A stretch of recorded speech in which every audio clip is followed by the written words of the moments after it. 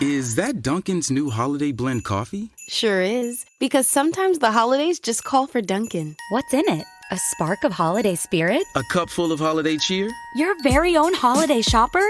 Actually, all that, and notes of molasses and dried fruit. Just the warming blend I need for that holiday hustle. Ah.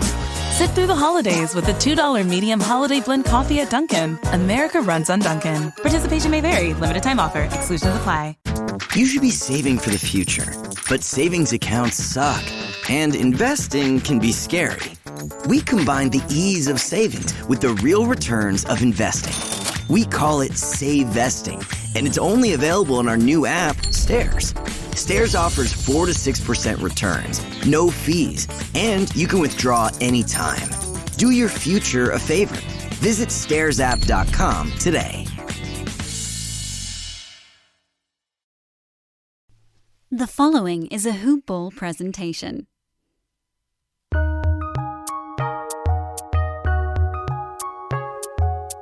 Welcome to the Fantasy NBA Today podcast.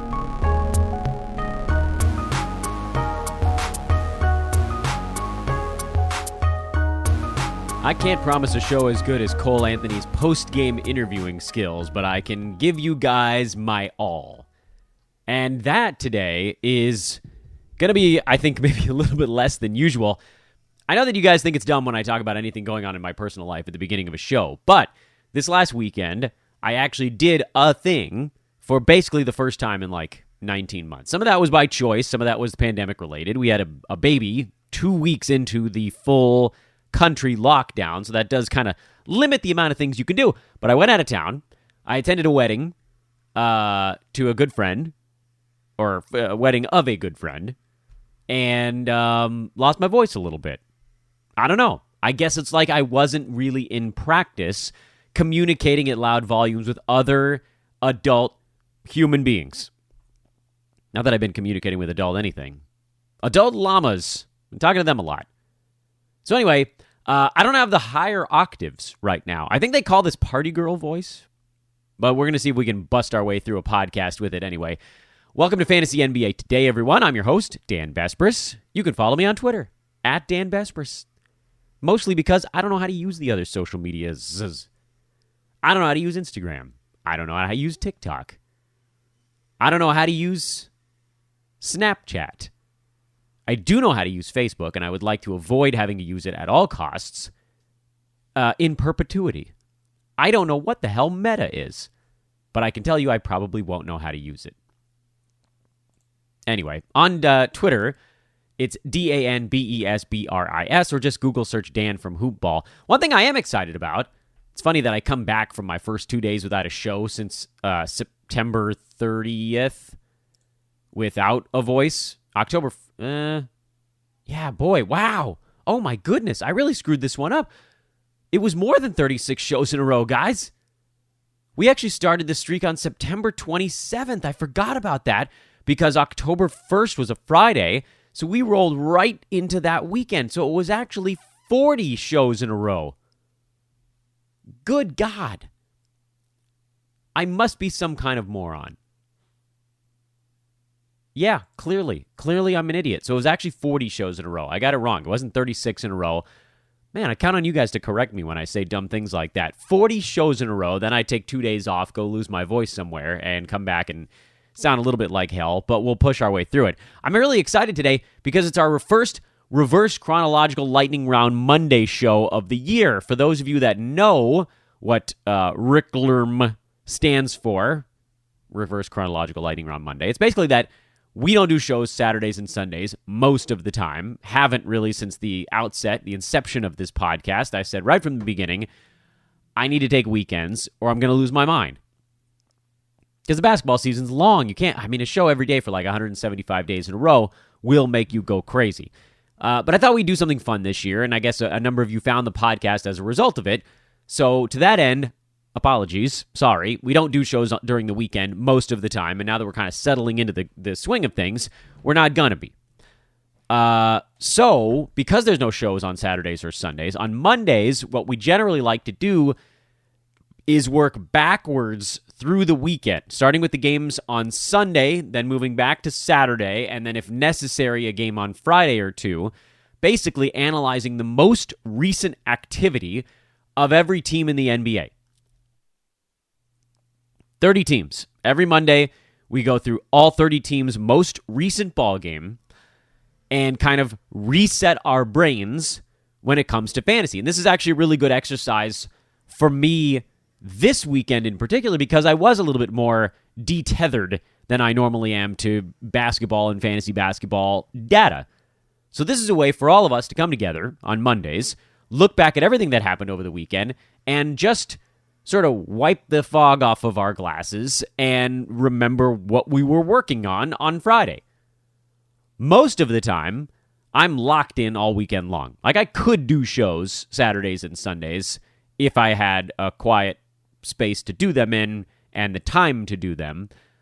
This weekend, obviously, I wasn't going to be able to anyway, so it's a really good fit, actually, for us to kind of start this season-long exercise today. This is the way Monday shows will be going forward. As many of you listen to on our Friday show, that's basically how our Friday shows go in general. We review the biggest stories of Monday through Thursday and then take a look forward towards the weekend. So I know you guys, you hate it when I take 3 or 4 minutes at the front end to explain a few things logistically, but I thought we needed to today because this is the first Monday we're doing it. I won't have to explain this going forward. Let's dive straight on into reverse chronological lightning round Monday. We'll start again, as mentioned, with the Sunday results, and we'll just work backwards until we hit every damn team in the NBA. Brooklyn beat Toronto on the road. Close ball game at halftime. Brooklyn pulled away in the second half. James Harden nearly triple-doubled.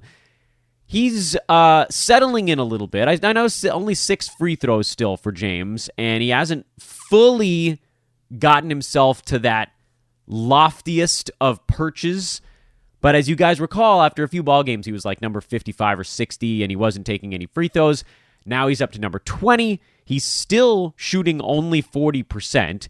His steals are also very low for him, and he's still only taking 14.5 shots per ball game on average, even though if you look at this ball game, he took 20. So things are trending very much in the right direction for James. He will be fine. No one has any reason to worry about James Harden. Over the first week of the season, he was whatever it was, like number 55 or 60. And then the second week of the season, he was like number 20. And so it's all coming around.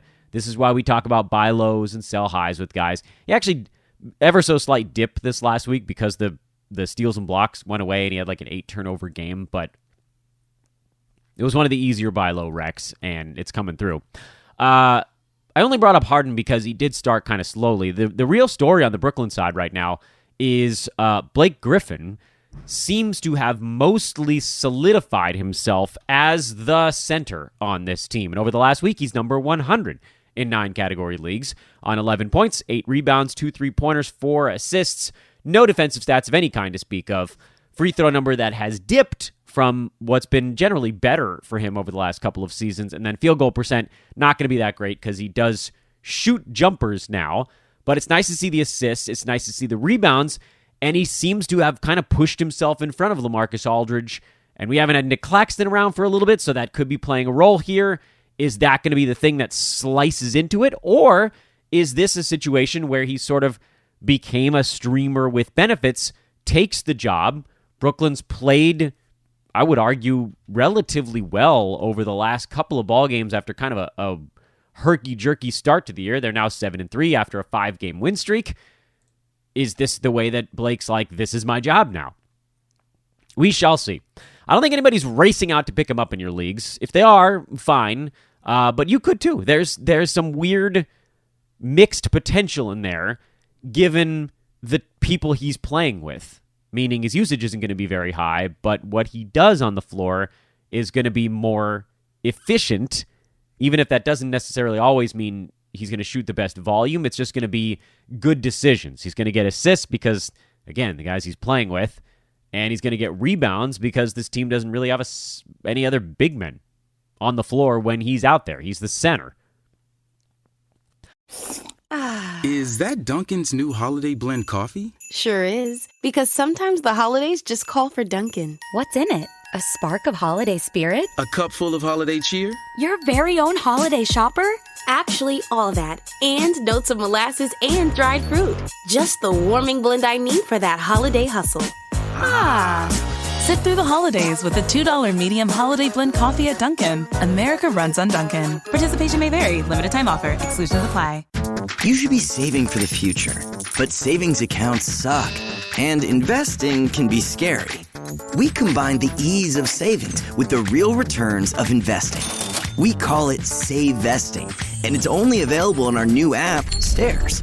Stairs offers 4 to 6% returns, no fees, and you can withdraw anytime. Do your future a favor. Visit stairsapp.com today. Toronto side. Now, I did say about a week ago that I was going to give Chris Boucher 2 weeks to see how this thing trended, and it has trended very notably in the wrong direction. And the first thing to note is that Pascal Siakam came back in this ballgame on Sunday, but that would actually be doing a disservice to the analysis we needed to give to Boucher's role in their previous game, where he also only played 7 minutes, and Siakam had not yet come back. So Siakam actually didn't impact his minutes at all. They were just sort of going the wrong direction anyway. Precious Achiuwa's hustle has pushed him higher on the big man pecking order. OG Anunoby and Scottie Barnes are just sort of better at this point. And, you can't even, there's no point in discussing whatever's going on at the guard positions because that doesn't really have an impact on Chris Boucher other than, if OG or if Scottie Barnes were to slide down and play any minutes at shooting guard. But we don't even really need to worry about that. The logjam has become severe. Achiuwa, who was briefly sniffing value at the beginning of the year, doesn't really have any offensive game at all. He's basically a rebounding specialist at this point, and his minutes are probably going to trend the wrong direction also. Of course, if you have Pascal Siakam, you're in great shape because he's back now. It was 3 weeks into the season. That was the number here, so that's good. That was kind of the hope. If you took him going into the season, could you stay afloat for that short stretch? The fear, of course, is that is everything else up to speed with him? Is the conditioning up to speed? Is something else going to get hurt because he wasn't able to play with the team to start the year? So hopefully they gave Pascal enough time to get there. But I do think that at this point you can put Boucher on the chopping block. We gave him the extra time. We didn't miss out on anything too magical by hanging on to him a little bit longer.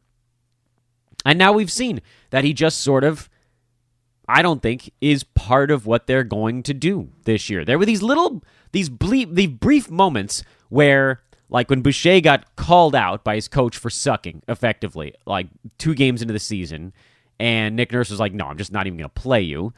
And he came back, and he played 18 minutes, a couple of games in a row, and looked actually decent. He had 2 steals and a block in one of those games, 9-4 with a couple more steals. He actually got 18 minutes for 3 games in a row. Had a 17-minute game in there. Actually, second game of the year, he had 20 minutes, and that was his only real viable fantasy game to this point. But lately, 7 minutes against Cleveland, 8 minutes against Brooklyn. These are bad signs. It's trending the wrong way. I do now believe that I can officially give my okay. If you're in a Games Cap Roto format, it's probably still worthwhile to keep him glued to your bench because anything can happen. If Precious Achiuwa gets hurt, his 27 minutes get split among Pascal Siakam, Kem Birch, who didn't play in this ballgame, he's been out, and maybe Boucher gets an inside track to some fantasy value. But it does feel like he's at least 1 injury, maybe even 2, away from getting where we need him to be.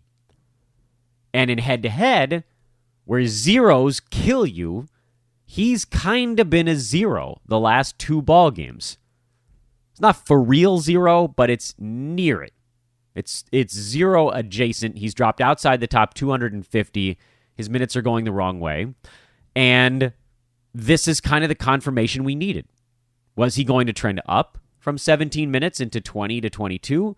Or was he going to trend down with Siakam's return, or even before it, because other guys just got better than he did, and he didn't improve because he's already kind of an older guy. I think he's like 28 or 29 already. Came into the league as a very old rookie. So he's going to have to show significant improvement. But the reason that I make this split head-to-head in Roto, I think is relatively straightforward, so maybe I don't need to spend too much time on it. He has the kind of crazy upside that just isn't out there on the wire. You could look at almost any bench player on waivers right now or in the free agent pool and say, what happens if the guy in front of them goes down? What do they become? Most of them, you're like, they become like a top 110 kind of guy. If that. If Boucher gets action, he's top 40. So that's why in Roto, you almost just treat him like an injury stash, unless something so incredible comes along that you have no choice but to move on. In head-to-head, you can probably move on. I thank you for sticking with him an extra week. Everybody, I get it. Look, it's an L. If you took him, it's an L right now. And I ended up with him in a few spots. He wasn't really on my target board. There's still time, but to this point. So here's what I want to draw this line in as well. I want to take responsibility on this podcast for telling you guys to hang on to him a week longer than a lot of other analysts. A lot of analysts last week said, it's time to move on. If you got him, screw it. And I said, let's stick with it 2 more weeks. We gave it 1, and things got worse. So I think we can probably move on now. As that goes, that makes them probably more right than me on that. For me to say, let's give him another week, yeah, we didn't need to, as it turns out. But I would once again point to what was the harm in week 3 of just giving it a little bit longer? Like, take Rob Covington. Now, again, neither one of these guys was like a Dan Besbris guy coming into the year. I know Covington has been one for many years, but we made quite clear this season that we were lower on him. He was top 20 by totals last year and top 50 on a per-game basis. I said, look, there's probably going to be a drop back. Top 80, top 85, top 90 kind of per-game thing. He probably plays in a ton of ball games, and he might still get to a top 50 valuation by totals, but it's going to largely be because he was healthy. But look, if you stuck with Rob Covington that extra week when everybody was telling you to drop him, you missed a top 65 last 4 games in a row for Rocco. And it's not like the numbers are going to blow you out of the building, but he's moved up. Instead of shooting like 22% on 4 shots a game, he's shooting 56% on 6 shots per game. And yeah, 56% is not sustainable, but neither was 30 or whatever he was at before, 28. So the last week and change, he's at 9 points, 3 3-pointers, 5 boards, 2 defensive stats, which, by the way, still on the low side for him. And he's moving back towards where our target was.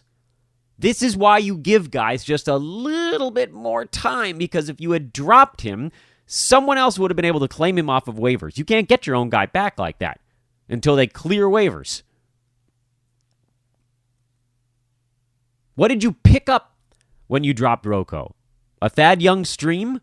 Fine, you guys know I love Thad Young, but he's going to go back to being nothing as soon as Jakob Poeltl gets rid of his COVID. And I believe most of these guys in the NBA now are vaxxed. I don't know what the exact number is, but I do know that that's going to shorten their course. They'll be back sooner. On average, not every single time. On average, they'll be back sooner. So with that, what do you get? 2-3 more games? If Rob Covington really is starting to find a rhythm, you might get 65, 70 games still out of him of better play. That's why... And I just used those 2 guys, Covington and Boucher, as an example, where sometimes it works, sometimes it doesn't. We held on to both of those guys. I said on this podcast, give them a little bit more time, just a little bit more time. And if it still is horrible, then you move on. But if you move on too soon, that's the move you regret forever. Forever. Gary Trent finally had a game without a steal, by the way. Scottie Barnes got all of them. He had 5 in that game. Orlando beat Utah. How the hell that happened, I don't know. Cole Anthony, 33 points. He really has turned a corner. Kudos to Cole Anthony for converting his game from points league only to category leagues. He's getting threes. He's getting steals. These are things that weren't really common last season. And right now, Cole is a second-round player in fantasy basketball. 20 points, 7 boards, 5 assists, a steal, 3 threes. And his field goal percent is not completely obliterating your fantasy team. So if you drafted him, congrats. Not many people did. If you picked him up, even better. I have him in like 2 spots. So I thought, what the hell? Let's see what happens here. That is pretty real. Now, I don't know what's going to happen when Markelle Fultz comes back, but it does seem like Anthony is too important right now for them to take out of the mix. It almost seems like it'll impact Jalen Suggs even more. Wendell Carter Jr., Mo Bamba, those 2 guys are just rolling along until Jonathan Isaac comes back, and then we'll see how things sort of reshake themselves out. And the only other note on this game is that Chuma Okeke is still kind of stuck in that 20-minute role. So as noted before, he's very much still in the wait-and-see department. See how things shake out. Nothing on the Utah side, so we'll move to Indy-Sacramento as the next one, this pair of teams. Miles Turner, 12, 15, and 5 blocked shots. Miles Turner, perennially undervalued fantasy player. He's number 18 in 9 category leagues right now. 18, 14.5 points, 8.5 rebounds, 3 blocked shots per game, good field goal percent. Can he stay healthy? I don't know. Everybody hated him on draft day, and I don't know. It seemed like he was a pretty good value where he was going. Easier to draft than Roto.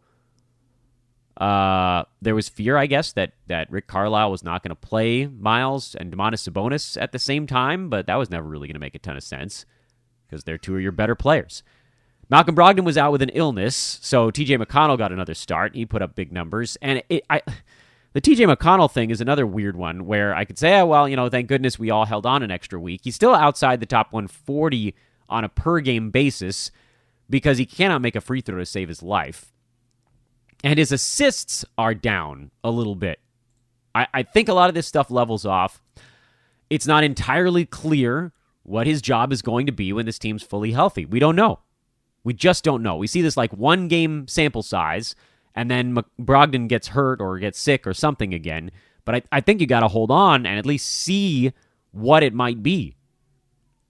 We also got word that TJ Warren was out of his ankle boot. He's expected back in the next 1 to 2 months, whatever the hell that means.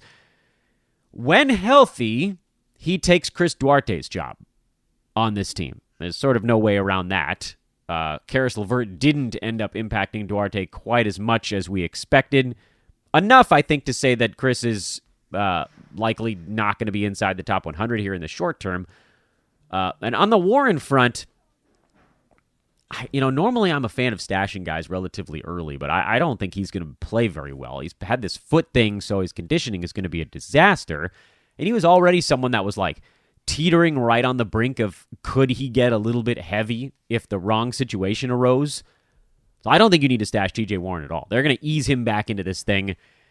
A long foot injury is one of the most dangerous, I would think, to try to come back from quickly, because not only are you now putting a ton of extra pressure from the lack of conditioning on the actual injured part of yourself, you haven't really done significant basketball activities for him. It's been a year.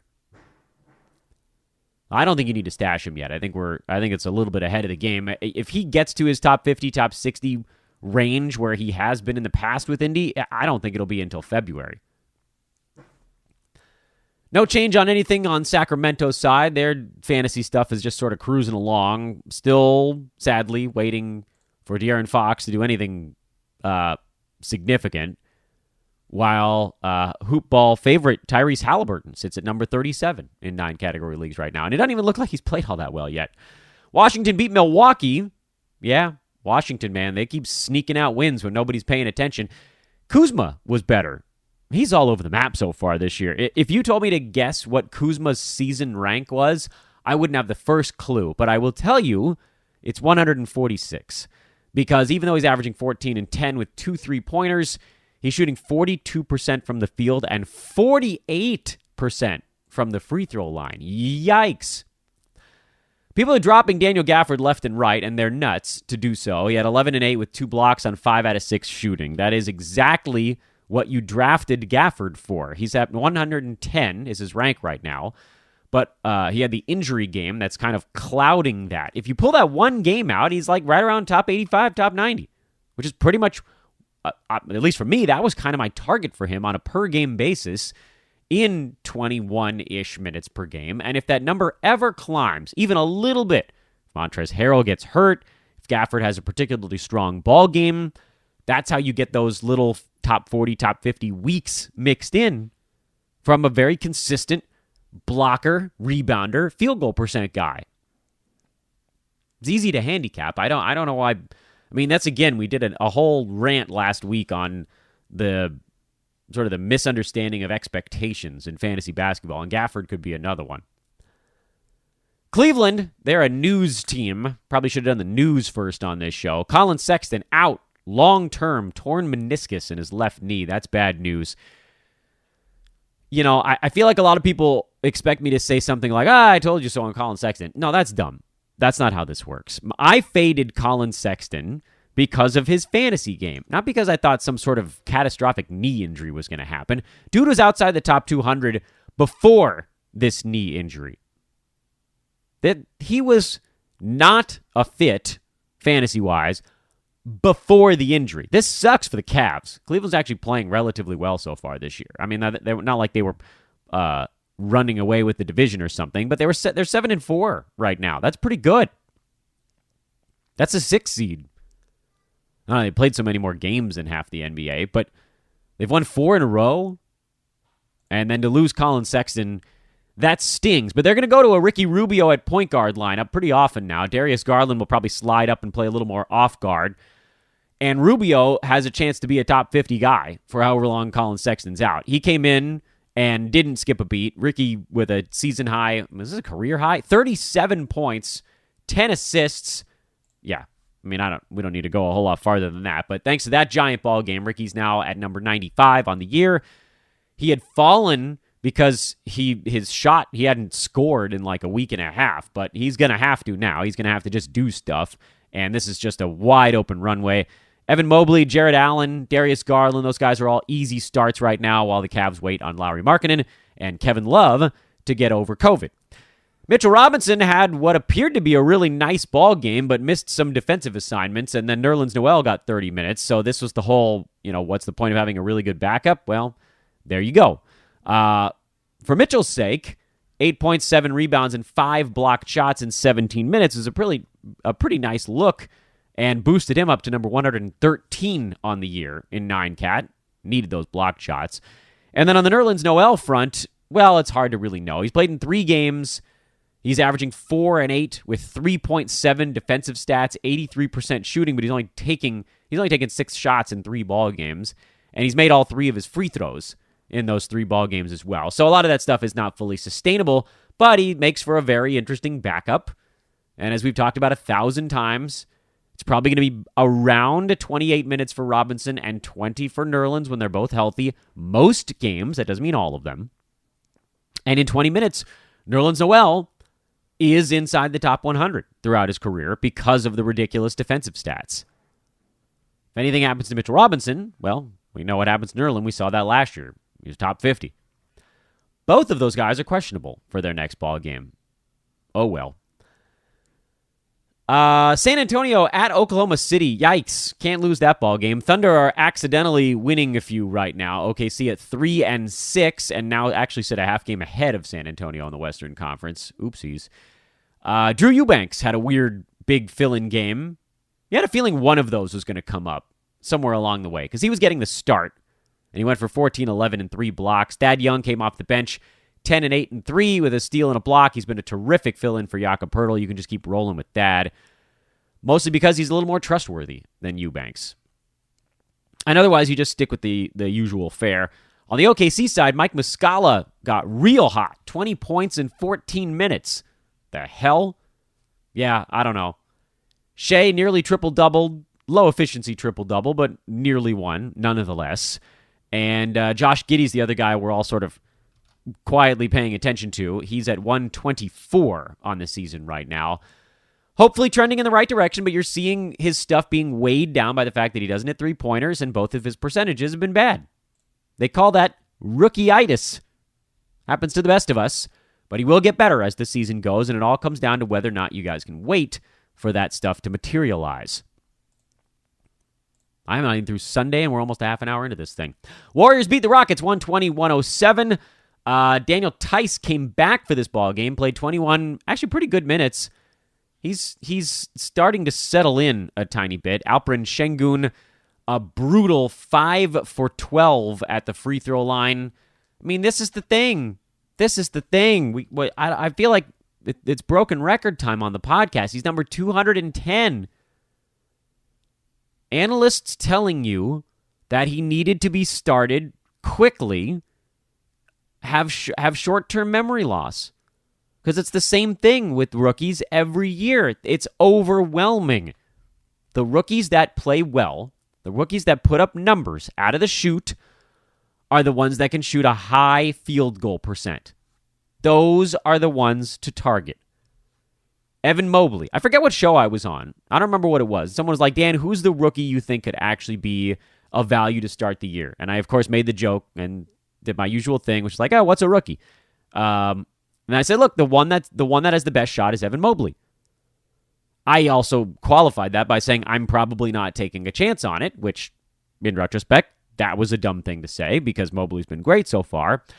But he's also the only rookie out there where you're like, oh, this guy has a legitimate shot to play power forward and center minutes with a high field goal percent on a team that's going to be feeding him looks. Almost every other rookie, and there are a lot of good ones, mind you, have to do something themselves. The big surprise, I think, is Scottie Barnes, who's come in and been a scorer where everybody thought he was going to be rebounds, defense, and passing out of the chute. And he was just like, oh, I'm going to do this other thing now. And he's averaging 17 and 9, which feels nuts, but he's doing it. To me, he's the giant surprise on the rookie side. And then you got all these other rooks that are banging around between 100 and 250. And if we're looking at the numbers like, why does it look this way? It's usually because of one of the percentages, or both. Chris Duarte had an angle here. First, there was no LeVert, no Warren. Now it's still no TJ. He's hanging on. He's at 104. Good free throw shooting, but bad field goal number, and things sort of trending the wrong way. Remember, he was at like 85, 75, 85, and then it was 95. Now he's at 105. It's the same thing every year, guys. It's why I say don't draft rookies. It's not because they don't get good by the end of the year, but it's because there's like one that starts decent. I got all these rants I need to get off my chest. Otto Porter went nuts in 18 minutes, but again, in 18 minutes is sort of the operative term there. By the way, over on the Houston side, Jayshawn Tate, his line's going to look ugly because he went 5 for 9 at the free throw line, but otherwise he has 21 and 10.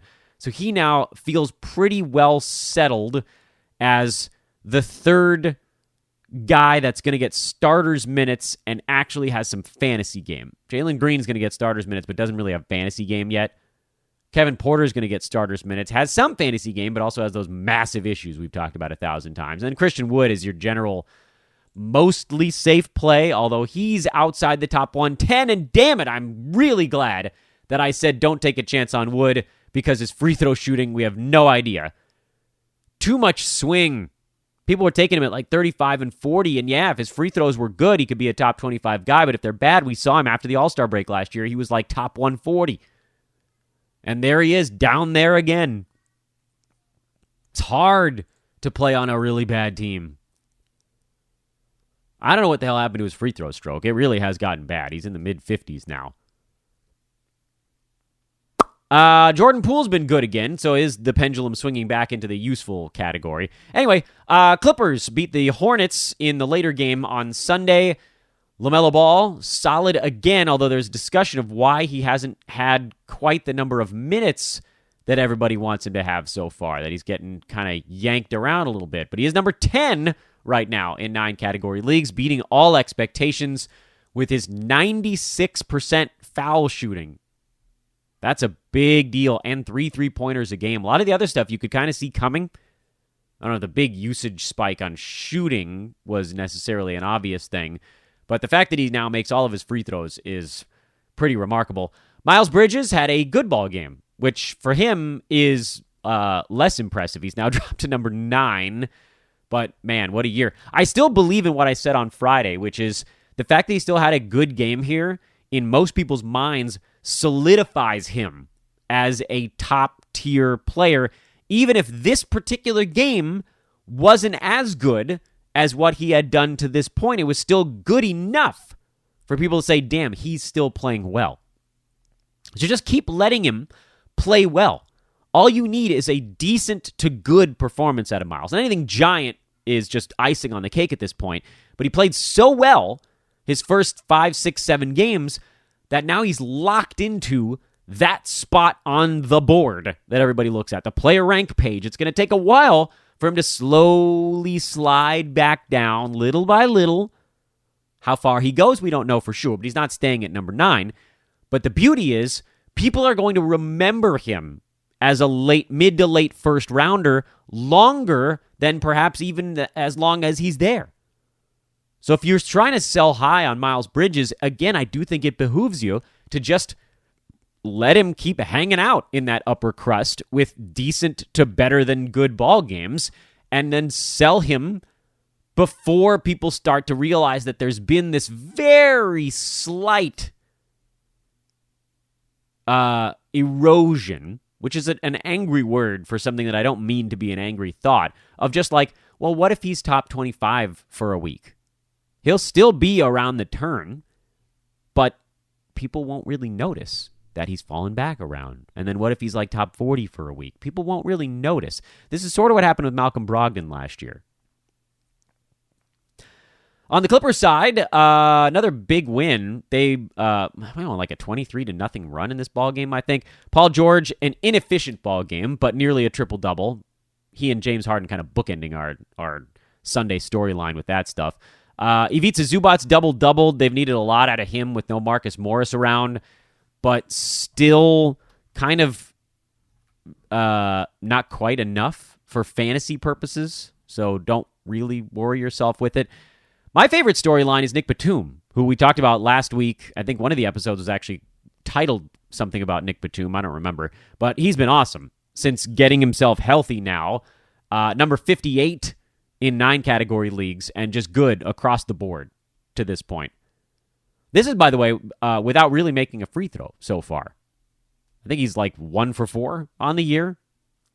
But he's getting the steals, he's getting the blocks, he's getting the threes, scoring a little bit, rebounding a little bit, passes a little bit. Generally passes better than what we've seen so far, but they've needed him to actually do some scoring. Reggie Jackson continuing to take just an absolute ton of shots, and they're not still quite going in as often as we'd want them to, but I do have to point out, once again, he's number 125 while shooting a high-volume 37.5%. All we need is for that to get to 40, and he's a top 80 fantasy player because of how much it impacts everything he's done. At 17 shots per game, if like one extra shot goes in, that's really all you need at this point. His scoring, is it a three-pointer? No, it'll be something between a 2 and a 3. His scoring goes up from 17 to 19 and change. Threes go up by some fraction of a thing. His field goal percent goes up. And so all of these things, he gets this rising tide effect, or maybe the assists even trend up a tiny bit, and he can leapfrog forward very fast.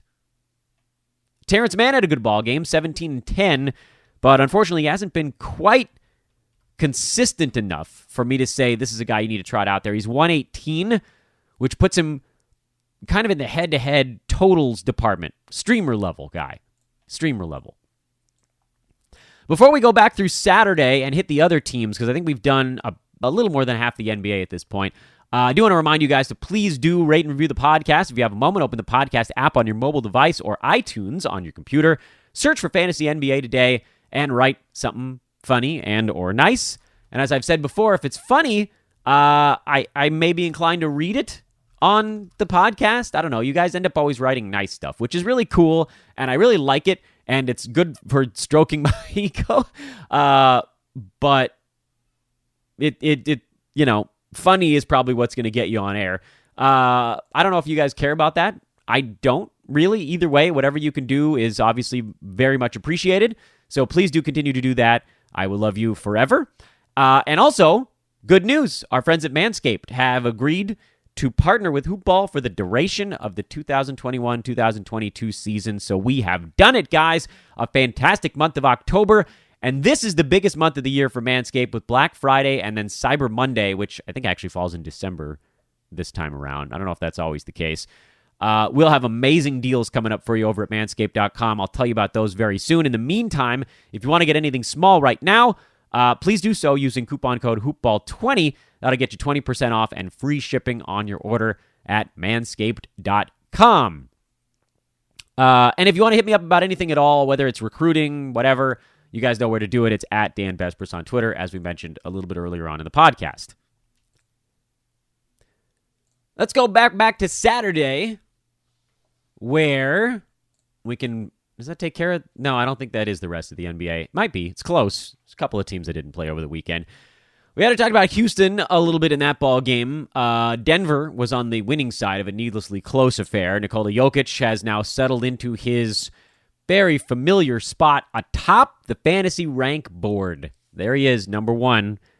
Your world's safest number one pick is your number one pick. Surprise, surprise. The bad news, of course, in this ballgame, Michael Porter Jr. left with lower back soreness, and red flags and alarm bells and the whole thing was going off everywhere because now we're all looking at it like, oh, everything we've seen for the last 2.5 weeks all makes sense now. Why can't he shoot the basketball? Dude's in pain. This is rough because, unfortunately, it means that all of our holding or buying low is now going to take a little longer to cash in because this is the one piece of news you can get on a buy low that ruins the whole damn thing, which is, oh, it wasn't just a statistical anomaly, it was an injury. It was some physical thing. I guess it's good that it's not in his head. He's just hurt. So now you got to wait it out. Wait for Michael Porter Jr. to get better. Hopefully this isn't a thing that lingers throughout the entire season. But in the short term, you kind of have to just wear it. Also in the short term, this means even more for Will Barton, who continues to be one of the bigger surprises in the early going. This is like 3 years ago, Will Barton. He's number 67. Just keep trotting him out there. We'll see if anybody else can step up. There's a hope that someone like an Aaron Gordon can do enough, but his fantasy game is just riddled with holes, and I don't see how he gets up and over that hump consistently. So then who's left? Do they go P.J. Dozier heavy at the small forward spot? He could weave his way into value. Do they go small? And do they ask more out of Monte Morris? I think you can take a little bit of a wait-and-see approach here on the Denver side. We talked about Utah already. Miami got a triple-double out of Kyle Lowry, who's now really settled in. Bam Adebayo had 6 assists in that game on Saturday. And I gotta say, this isn't an I told you so moment, because that's one damn ball game, and it'd be idiotic of me to sit back and go, But here's the thing. It was never going to stay wherever the hell it was. I forget. It was like 1.5 assists with Bam. He's at number 54 right now. With the assists coming in the right direction, they're at 2.4 on the year. And I said, I think what I said on the podcast was, he's probably not going to get to 5 like he did in previous seasons because they do have Lowry. And Hiro is playing better, Tyler Hiro. His assists are up, so they don't need to run as many things through Bam. But the note I thought that was sort of indicative was that Bam's turnovers were still really high. So he's still handling the ball a lot. He's just turning it over. As those come down and his passes end up in the right place, the assists were always going to come back up into the 3s. That was the target mark with this current iteration of the team. The reason that his value is as low as it is right now is because his defensive stats haven't really been there. Bam's back up to his around a steal a ball game. And I know he's not a massive shot blocker, but only half a block per game is weighing him down a little bit. And I'd love it if the 52% shooting actually came up ever so slightly on a team getting as many good looks as the Heat do. Will Bam get to number 17 this year? Probably not. Could he perhaps play the rest of the games this season without missing one? It's a possibility. And that was always the reason that he was such a safe second rounder, is that kind of like DeAndre Ayton last year, even if the per game number was low, Ayton ended up at number 20. He hit his ADP last season because he played in most of the ball games. I think Bam actually ends up beating his ADP because I do believe his per game number comes up, and his health is always pretty good. I missed the ball game with that knee thing. Let's keep an eye on that. Jimmy Butler still trucking along. He fell back, one or two slots. He's now number 5 in per game ranks this year. I think we can probably deal with that. And Tyler Hiro, 61% shooting in this ball game, still somehow keeping that thing from falling off the map. He's at number 79. Hanging on. Sell while you can. Philly beat Chicago. This is another news team. Probably should have done that at the outset. Joel Embiid now into protocols. He joins half of the damn team in protocols, which means it's Andre Drummond time in Philadelphia, and everybody's going to have to do a ton. Furkan Korkmaz, Tyrese Maxey, Shake Milton, whoever's left. Paul Reed got the start in this win over Chicago. He has an opportunity to do some stuff. I'm not saying you have to pick them all up and just throw them all into your lineup because nobody has that many moves in their head-to-head league. But as Roto goes, Drummond is easily the safest play. Maxey is probably your second safest play. Shake Milton might actually be the second safest play. You could call that a little bit of a toss-up. George Niang relies a little bit too heavily on the three-pointer for my sake. And then Reed is a bit of an unknown. So I might let that one play out a tiny bit before I went diving face first into it. As replacements go, Drummond, Milton have the easiest fantasy game, and then Maxey is kind of in that next, and Furkan Korkmaz, frankly, are kind of in that next tier, maybe with Niang, or maybe ever so slightly ahead of him. On the Chicago side, the guy everybody's been kind of semi-tracking is Alex Caruso, and my thought for many shows has been, how long can the steal rate stay at 2.3? And the answer is probably not forever, at which point he likely falls outside the top 100, and you're stuck, well, sadly, just starting the 4 guys with name value on that team. The Dallas Mavericks have quietly been much better than people realize. They're 6-3 so far this year, despite not really playing all that well. But they got KP back for this one.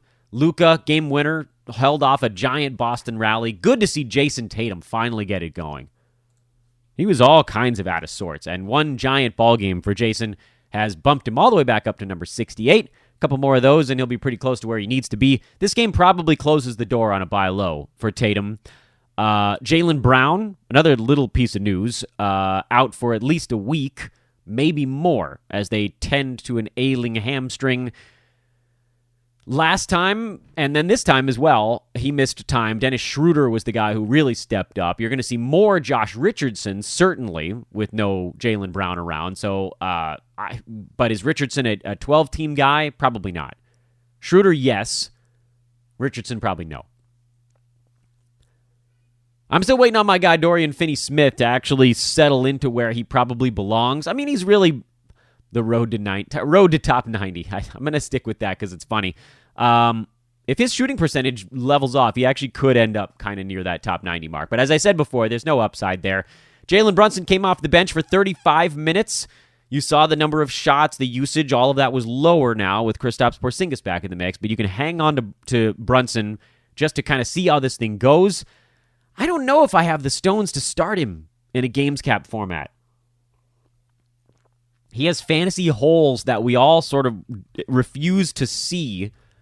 And it's why he's number 120 despite 15, 5, and 4, because minimal steals, doesn't shoot free throws all that well, doesn't make three-pointers. It's this weird, it's like the things you'd expect would be fine aren't, and then that keeps him from reaching the next level in fantasy. But he does need to be on your roster, because right now he's getting a ton of burn, and he's the guy they want taking kind of the third most shots on the team, maybe all year. He seems like he's kind of jumped Tim Hardaway Jr. in the pecking order, at least in terms of actual shot attempts, if not necessarily the starting spot and minutes. Phoenix ever so slowly waking up here. Devin Booker, big ball game. Chris Paul has been an assists monster so far. He's averaging 13 points and 12 assists so far this year. And our good buddy CP3 is number 11 on a per-game basis. Jay Crowder, same old story. DeAndre Ayton was back out for this ball game. JaVale McGee started 6-5 with a block, foul trouble. I'm surprised he didn't get a second block shot. Frank Kaminsky, 16, 6-4. Both of those guys are startable anytime DeAndre Ayton is out. But otherwise, not a ton of notes on this ball game. Collins, Trae Young, generally Clint Capella. Bogdan is getting real close now, and that's about as far as it goes on the Atlanta side. And then Portland smacked the Lakers around. Anthony Davis left with a thumb injury. They briefly said it was a stomach thing. I think maybe he tried to play through that and then hurt his thumb, and the Lakers just pulled the plug on this ball game. Russell Westbrook, unable to keep the ship above water by himself. Yikes. 1 of 13 shooting from the field, 6 turnovers, and 5 for 8 at the free throw line. Oh my goodness. At least Carmelo Anthony wasn't terrible. Whoa. Dame was better on the Portland side. Nurkic was good. Covington was good. Larry Nance probably in that same boat as Boucher. I think we can probably... I think I said that last week, actually. On Friday's show, you can drop him and just be ready to pick him back up if it seems like they're going to let him do a little bit more. And it might just be Cody Zeller getting hurt or Yusuf Nurkic getting hurt. He might just be one injury away from being fantasy useful, but you don't need to squat on a guy like that when, like with Nance, the upside is top 75 if he had 25, 26 minutes of burn. And I talk about Boucher, that upside being top 40. If I was going to pick between who I was sticking on my roto bench and just squatting on like an injured player, between those two guys, it would be Boucher. Just because he puts up stats faster. And finally, back to Friday for the handful of teams that didn't play over the weekend, Detroit being one of them. Kelly Olynyk, 14-10, got himself a nice little double-double. Isaiah Stewart played a few extra minutes. They basically split him, though. 8-9, a steal, and 3 blocks. This is kind of what we were looking for with those dudes, and I do feel like Cade Cunningham being around, as even if he's not quite the distributor they need him to be yet, he's going to make those guys better. Having someone electric on your team, as they figure the game out, certainly, is going to improve the big men considerably. They need the good guard play, and with great apologies to Corey Joseph, he's not a good passer. He's adequate. We talked Spurs and Magic. We have talked Washington. Didn't talk Memphis yet. Jaren Jackson Jr. in a blowout loss at 13-9 and a couple of blocks. So that's good. That was kind of floated him a little bit in a game where his whole team was terrible. JJJ's number 65 right now. Still shooting just 34%. As that number comes up, like it always will for most of these guys, everything else will find its normal spot. The big one I need to point out, it has to be Ja Morant, who fell from 12 to 46 over the last week. And a lot of those things that we were like, how is this where it is, have gone away. Most notably, free throws. He's gone back to being a pretty goodly negative in that department. He's still managing to shoot a really high volume, decent field goal percent, but that has slipped a little bit as well. We gave you every possible way of kind of reminding you, hey, this is your opportunity to move a guy who maybe people are now thinking is a top 30, top whatever asset that he was the first week of the season. Over the last 2 weeks, he's number 125. Over the last 1 week, he's not inside the top 200. And I know you can't use that 1 week sample size either, but you do need to take them all together because no one can put the amount of energy into 82 ball games that he was putting into the first 3 or 4. They just run out of gas. Young, old, whatever. It's too many games. Steals are still really high. for Ja, by the way. So there's still actually room to fall. If you can still get a top 50 guy for him, I think you really have to consider doing it. Any other teams we missed? I feel like there's one or two here. What am I missing? Come on, something jump out at me. Minnesota, not a whole lot to talk about there. Malik Beasley carving himself out a role here with D'Angelo Russell out, although it sounds like he's questionable and may return this evening, which pushes Beasley back off the board. And also the short-lived burst here for Pat Beverly probably also off the board. He fouled out of this ball game in 27 minutes, and it was an ugly one anyway. So the hell with it. New Orleans continues to be terrible. Right now, they appear to be the worst team in the NBA to start the season. That's going to change as they get healthy. Brandon Ingram out, could return very soon. Zion out for we don't know how long. Herb Jones concussed. Wait, no. I thought he got hit in the head. Now they're saying it's a left ankle. Regardless, I mean, they're down to their nubs. Lucky for those of us that drafted Jonas Valanciunas, they're down to their nubs. He'll trend down a little bit as things go. JV now at number 16. I still think you should just ride that one out because you're never going to get the value you want back because people just don't believe that any of it was real. So just enjoy it. And then Josh Hart needs to be started in the short term. I think as guys come back from injury, that would be a good time to just put Hart on your bench for one game, maybe 2 games, see what his role looks like as the high-usage guys move back into the picture. He's still not having any usage, even with everybody out, but it's almost like he has to do some stuff with everybody out. And I don't know that he will have to when guys come back. But I do like Hart's game. He's a weird rebounding shooting guard who hits some threes and gets some steals. So he should be on your rosters at least right now while we kind of feel this thing out. Even if you don't have the stones, and I don't at times, to start him in a games cap format, he's so damn close right now that when if the chips fall the right way or if someone on your team gets hurt, he's a perfect fill-in opportunity guy.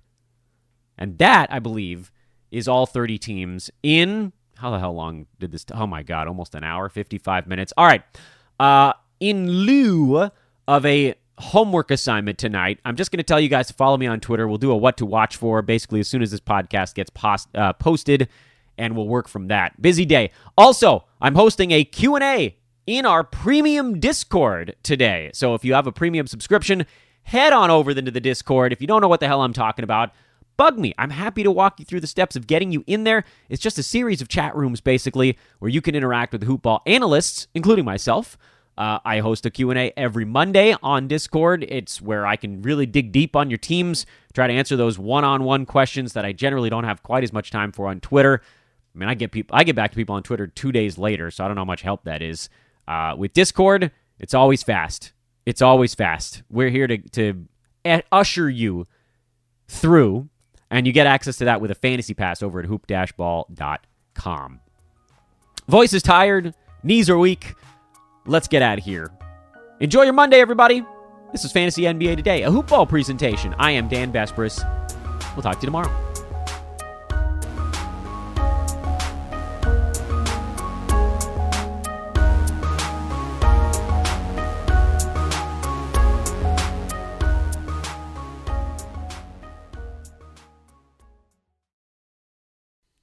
This has been a Hoop Ball presentation. Is that Dunkin's new holiday blend coffee? Sure is, because sometimes the holidays just call for Dunkin'. What's in it? A spark of holiday spirit? A cup full of holiday cheer? Your very own holiday shopper? Actually, all that, and notes of molasses and dried fruit. Just the warming blend I need for that holiday hustle. Sit through the holidays with the $2 medium holiday blend coffee at Dunkin'. America runs on Dunkin'. Participation may vary. Limited time offer. Exclusions apply.